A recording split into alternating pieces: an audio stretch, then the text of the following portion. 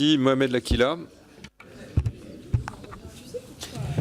Oui, mais, Monsieur le Président, merci pour cette présentation qui, tout d'abord, permettez-moi de le souligner, relève une meilleure programmation des dépenses, ce qui a amélioré la sincérité du budget.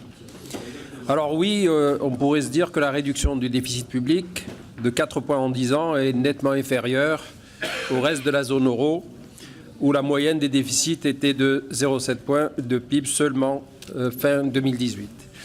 Et oui, on pourrait aussi déplorer que la France soit le seul pays de l'Union européenne à afficher cette année un déficit supérieur à 3%, aux côtés de la Roumanie qui est à 3,5%.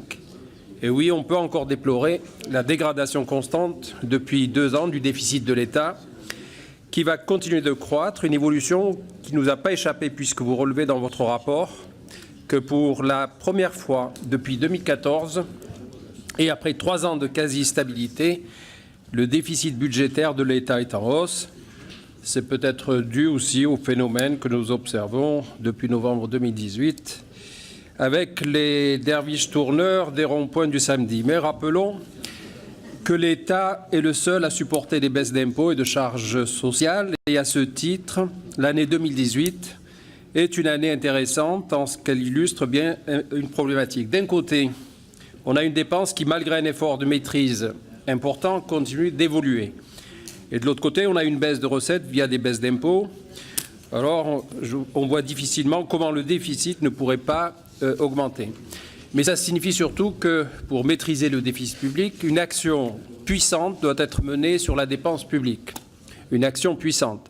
Alors même s'il ne nous appartient pas, d'un point de vue politique, de faire des propositions de priorité sur la réduction des dépenses, est-ce que vous ne pouvez pas aiguiller, orienter l'État sur quelques pistes de méthodologie, 1 ou 2 positions qui permettraient de parvenir à une baisse substantielle des dépenses de l'État et notamment de faire progresser le pilotage stratégique et le contrôle de gestion au sein des ministères.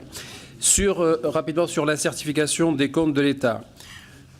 Donc la Cour certifie les comptes au 31 décembre, qui sont réguliers et sincères et donnent une image fidèle de la situation financière et du patrimoine de l'État, mais avec 4 réserves substantielles, au lieu de 13, on le rappelle, en 2006.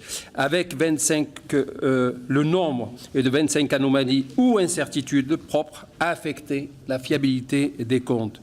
Avez-vous chiffré le montant total de ces anomalies relevées sans que nous reprenions la totalité de votre rapport et notes? Merci.